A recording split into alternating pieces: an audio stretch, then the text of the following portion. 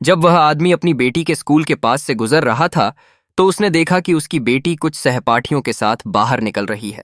उसने अपनी बेटी का नाम पुकारा, उसका अभिवादन करने के इरादे से, लेकिन उसकी बेटी अपने पिता के एक प्रवासी मजदूर होने की हैसियत से शर्मिंदा होकर और उन्हें लोगों के सामने ले जाने लायक नहीं मानकर अपने सहपाठियों से झूठ बोल दिया। उसने दावा किया कि वह उस आदमी को जानती ही नहीं है और यहां तक कि यह भी डींग मारी कि उसके पिता एक फैक्ट्री मैनेजर हैं।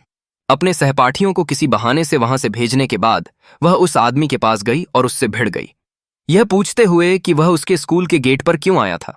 वह आदमी तो बस अपनी बेटी का हालचाल जानना चाहता था, लेकिन बेटी ने उसके हाथ से सारे नोट छीन लिए और उसके पास सिर्फ 50 सेंट ही बचे। उस आदमी को यह नहीं पता था कि कुछ ही समय पहले उसकी बेटी ने उससे 1000 युआन ठग लिए थे, यह कहकर कि उसे स्कूल की फीस के लिए पैसों की जरूरत है, सिर्फ इसलिए ताकि वह अपने सहपाठियों को खाना खिला सके और उनकी तारीफें बटोर सके।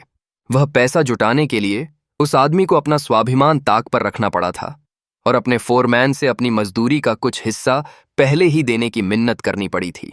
अब उसके पास जो थोड़े बहुत पैसे बचे थे वे भी उसकी बेटी ने छीन लिए थे। अब वह एक ठीक ठाक खाना भी नहीं खा सकता था। वह अपने बचे हुए 50 सेंट से बस एक उबला हुआ बन रोटी ही खरीद सका और सड़क के किनारे बैठकर उसे खाने लगा। इस बीच उसके पीछे बने